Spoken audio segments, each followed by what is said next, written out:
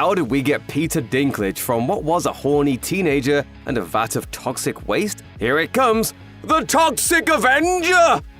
Let's start all the way back in the 1980s, in the time of horny teenage boys. Tromaville Health Club is a seedy gym located in the gross city of Tromaville, New Jersey. A place populated by drug addicts, perverts, and evil teenagers who enjoy obliterating people with cars. Now, kids under 12, they're worth double points. The evil teens set their sights on dorky gym janitor Melvin. They lure him into the ladies' locker room, convince him to put on a tutu, and trick him into kissing a sheep in a bra. Totally humiliated, Melvin is chased out a window, where he falls into a drum of radioactive chemical waste. He transforms into a hideous creature of superhuman size and strength. He becomes confident, well-spoken, and a total hunk.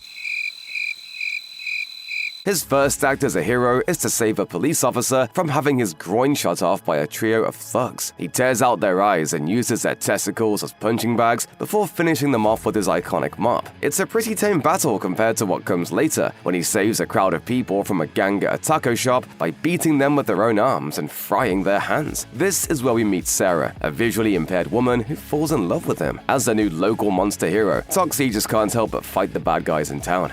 This monster may have developed a very basic instinct which draws him to destroy evil. So that's what he does. But the more people he mashes into red goo, the more he loses control. When he tosses an old lady into a washing machine, things don't look good for Melvin. Even though the mayor knows that the woman was an evil criminal, it's the perfect opportunity for the corrupt local government to get rid of Melvin. So they set the local police force and National Guard after him, tanks and all. But the people love their new Toxic Avenger, and they come to his defense. He rips out the corrupt mayor's guts. Everyone cheers, and a new piece is brought to the town.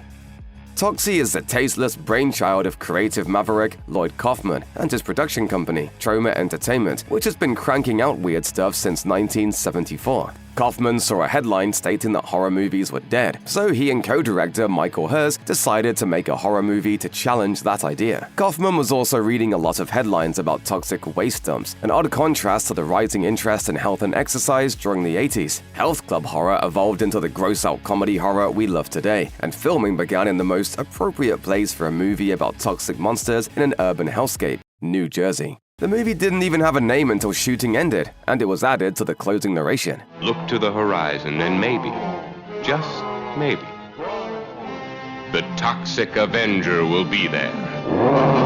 Spinning newspapers are accomplished by filming spinning cheese trays. Need a head getting crushed by a car? Kaufman grabbed a cantaloupe, spooled a wig on it, and filled it with cranberry sauce before running it over with a car. Need an arm ripped off? Find a guy with one arm and cover it in spaghetti and wet toilet paper. One place they didn't cleverly cut corners, Toxie's junkyard home. The interior was built to perfection in an abandoned hospital, and the exterior shots were filmed in a real Jersey dump. Everyone contributed to every part of the movie. Even Mark Torgel, the man who plays geeky Melvin, took on multiple roles on set, aiding in production and scripting. Troma embraced three core values: safety to people, safety to property, and in smaller print, according to Kaufman, make a good movie. Kaufman never made the core message a secret, and Toxic Avenger says it loud and proud. Eat the powerful elite. Partially inspired by Rachel Carson's iconic environmental book Silent Spring, it's ultimately a positive message, bathed in blood and guts. Pollution sucks, and it'll get its revenge.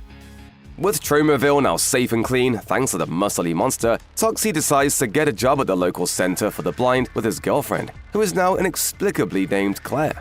There just doesn't seem to be any more evil in Tromaville for him to clean up.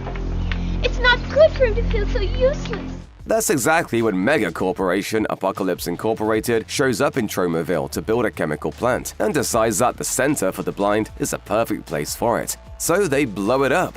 Toxie emerges from the wreckage and obliterates an unending gang of Apocalypse thugs for a full 10 minutes. Gangster ninjas, a dog boy, Klansmen, bikers, cross-dressers, lumberjacks, and construction workers get all manner of appendages torn off or crushed like watermelons. Some dancing is involved. Having seen the first movie, the villains know just what to do to get rid of Toxie so they can spread their pollution and also build the domes the citizens will need to protect them from said pollution. They need anti-tromatons, and they can only be found found in Japan. The only problem, they're too volatile to ship to Jersey. More dancing happens. An evil psychologist convinces Toxie to go to Japan to find his long-lost father, Big Mac Junko. He wanders around and eats snacks for a while, until he rescues a woman named Masami from a gang. He turns one guy into a sauna suit, and he and Masami wander around Japan having snacks and dancing some more. They discover Big Mac Junko at a fish market. Unfortunately, he's a drug-dealing Yakuza leader, and being a monster hero compelled to destroy evil, Toxie must defeat him and his gang of bizarre Japanese stereotypes using bonsai, fish, and traditional toys crammed into unspeakable places. Big Mac, now a sumo wrestler, unleashes a vial of anti-traumatons to weaken Toxie. But Toxie defeats him anyway by throwing him at an overexcited butcher who chops him to death. Toxie hangs out in Japan a little while longer to learn the art of sumo and recover from anti-traumaton poisoning.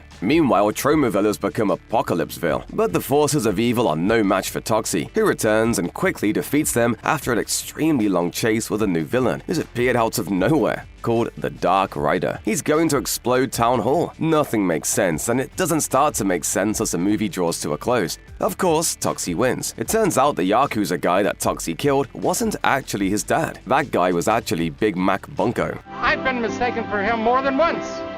He's ruined my credit rating with Visa and MasterCard. Dad, clear that. Toxie reunites with his real dad, who is never seen again, and a happy ending is had by all, except for everyone killed by Apocalypse Incorporated.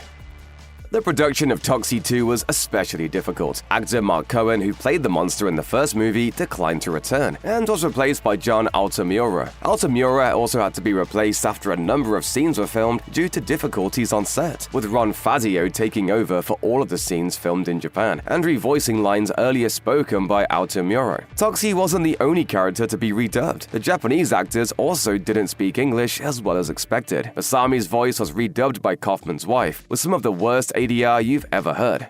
Cocaine! He is smuggling cocaine in fish! The movie didn't attain the same cult status as the first, maintaining its 0% on Rotten Tomatoes. There's a lot of dancing and slapstick. It's chaotic, and not a single actor seems to react normally to any situation, making the whole thing a live-action cartoon with limited appeal.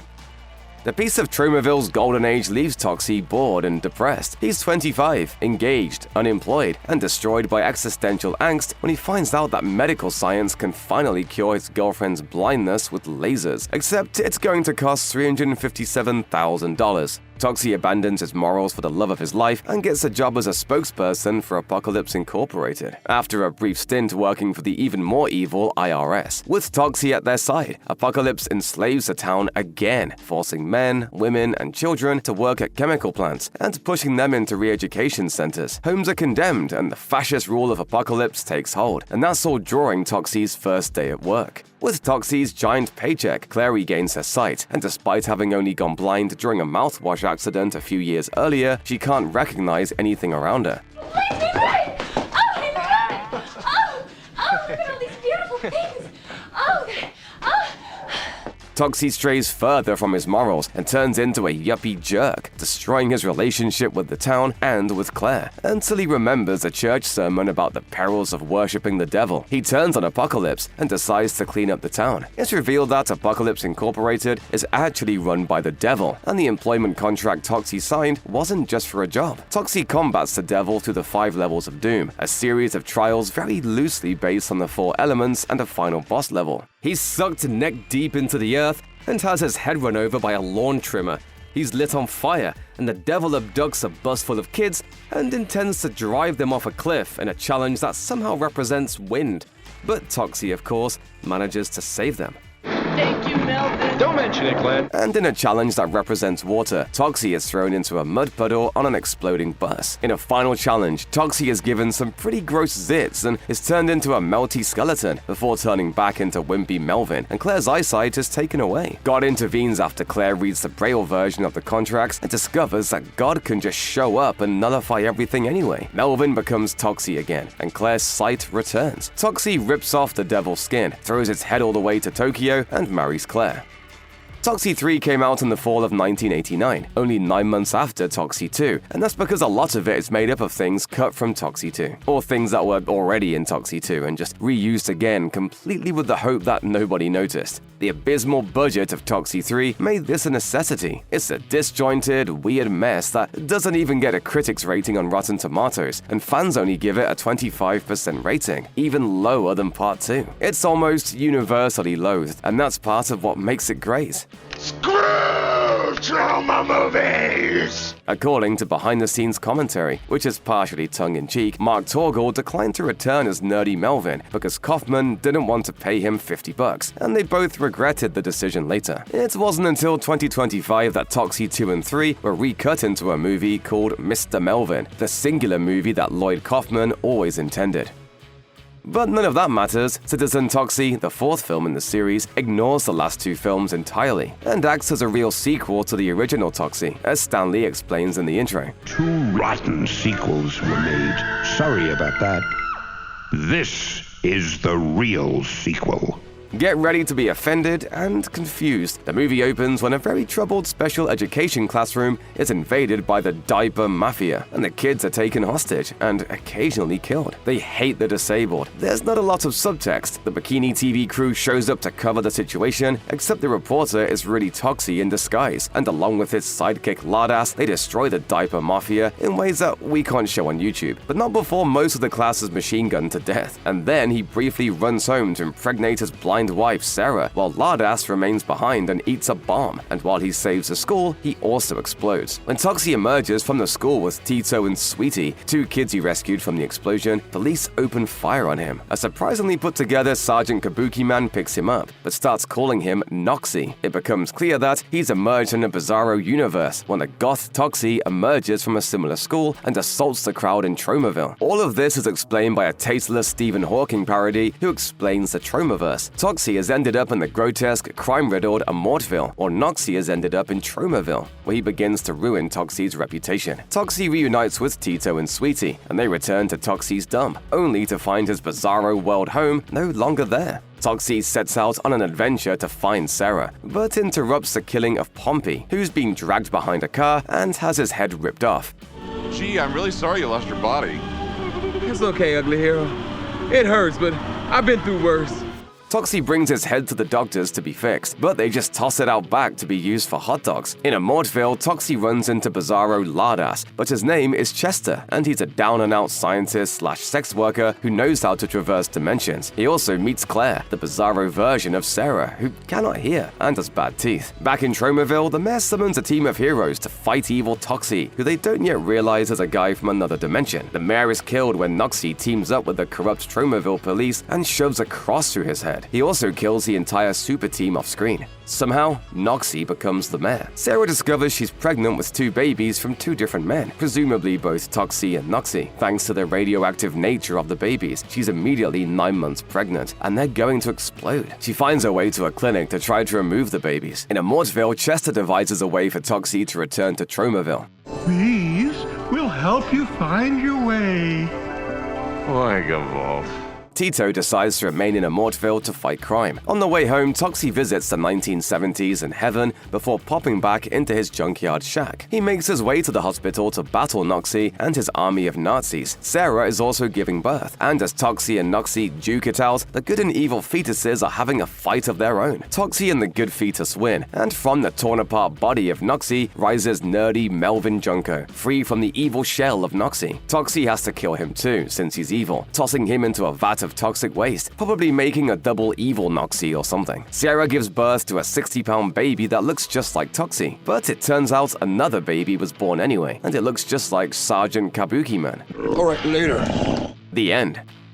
Citizen Toxie is probably the best documented Toxie film in the series, as the subject of a feature documentary called Apocalypse Soon, which is arguably better than the movie itself, and reveals a set full of misery and disappointment. By and large, people who work here are idiots, and you can't complain about it because all you're doing is complaining to the same idiots. It's the first time that David Matty steps into Toxie's tutu, and he does an outstanding job as the fourth Toxie. Heidi Schersen appears as Sarah, marking the 3rd time that the role has swapped actors. At this point, Troma was a cult favorite production company, so they were able to pull a pretty wide variety of lesser celebrity cameos, including a pre-breakdown Corey Feldman and future superstar director James Gunn, who had actually already done some writing and directing for Troma. actor. Lloyd Kaufman would later appear briefly in Gunn's Guardians of the Galaxy. Motorhead's Lemmy appears in a few crowd scenes for some reason. Production was miserable. Everything really fell apart during the opening school massacre scene. A major camera broke early on, delaying production significantly. How about, invest a little more money and get a second camera? Hello. My feelings are hurt, and I don't think I'm coming back. Constant, confusing script changes drove the on-set production assistants to tears. They ran out of prop shirts, causing continuity problems between living and dead students, so they were forced to dye shirts and paint collars on. A well-paid gun expert showed up late with a faulty gun. Fights broke out on set after a late night of drinking, and an actor was fired. People were peeing in hallways, others were fired mid-production, and a lead paint scare shut down a shooting location entirely. Regardless, with Lloyd Kaufman's explosive frustration and impatience, the movie stumbled forward and became the second favorite movie in the series, according to IMDb ratings. But maybe it proved that hiring mostly inexpensive but ambitious amateurs doesn't make for a smooth production. We're the trauma team! You! Lloyd Kaufman planned a fifth movie that never materialized. Regardless, he filmed a trailer with yet another Toxie actor and 2 mutant kids, which totally threw away the continuity of the previous movie again, and the franchise stalled for a while. So how did an ultra-violent movie for adults become a cartoon for kids, complete with an awesome toy line? It's not unprecedented, but from the extremely adult Toxic Avenger series came the Toxic Crusaders in 1991, a one-season cartoon series that reimagined Toxie's origin story into something more kid-friendly. This iteration, written by Chuck Lorre, starts much like the movie. Nerdy janitor Melvin Junko is teased by a bunch of punks until he falls into a vat of gross oleum, transforming him into the Toxic Crusader. He still moves to the dump, but quickly meets a furry blob pet, who he creatively names Blobby, and his mop is seemingly sentient. He meets a girl named Yvonne who isn't blind but really needs glasses. And instead of Apocalypse Incorporated threatening to destroy Tromaville, it's Dr. Killermoth, an alien from the planet Smogula who needs to pollute Earth so that his race can invade. Toxie is immediately accompanied by 2 other heroes. Major Disaster controls plants, the No-Zone Sneezers. Over the course of the season, he's also joined by Junkyard, a dogman, and Headbanger, a 2-headed guy who's half scientist, half surfer. The series ended unceremoniously after 13 episodes and one of the best theme songs of the 90s. Toxie was everywhere in the 90s, an incredible feat for a movie series that theaters wouldn't show and major video stores wouldn't carry. Marvel Comics ran an 11-issue series about the hero in 1991, and it once again reimagines Toxie's origins. He's set up by the new manager of the Tromaville Health Club to be chased out of a window into a vat of toxic chemicals. He's also struck by lightning, setting his transformation in motion. Turns out it's all the Apocalypse Incorporated again, this time more overtly as superhuman demonic monsters, and they're out to kill Toxie so they can take over the town with other mutant monsters. Midway through the series, Toxie battles a Frankenstein monster called Biohazard, who has a brain made up of parts Hitler, parts Vlad the Impaler, and parts Ted Bundy. So you know it gets pretty wonderfully weird. An 8-issue series based on the cartoon showed up in 1992. Other one-shots popped up in the 2000s, and the series was reborn again in the 2020s. An action figure series also popped up to support the cartoon series in the 90s, made by Playmates, the company responsible for similar gross-out toys from Teenage Mutant Ninja Turtles. Only one wave and some vehicles were produced before the series was cancelled. According to Lloyd Kaufman, over 100 companies licensed Toxie stuff, and even during the 25-year Toxie drought, freak fans got Funko Pops, pillows, shirts, and model kits. In 2009, a musical reimagined Melvin as an environmentalist who's mutated by the evil mayor and falls in love with blind librarian Sarah. The Toxie multiverse expands infinitely, but a few things remain consistent. A nerd becomes a super ugly, super strong hero who fights for the environment, and he falls in love with someone with poor eyesight. But you don't need to know any of this. In 2023, Troma had completed another Toxic Avenger reboot, this time starring Peter Dinklage and directed by Macon Blair, with the complete endorsement of Lloyd Kaufman, and this version had a very long road to being made. It was conceptualized in 2010, and over the years, it even had names like Arnold Schwarzenegger and Guillermo del Toro attached. It finally premiered in 2023 at various film festivals, but just like the original Toxic Avenger in 1989, finding theatrical distribution was a problem. And it took 2 years to establish a wide release in August of 2025. And so far, it has the best reviews of any Toxie movie from those who've been able to see it. Who the f*** are you? Just some dude with a mouth!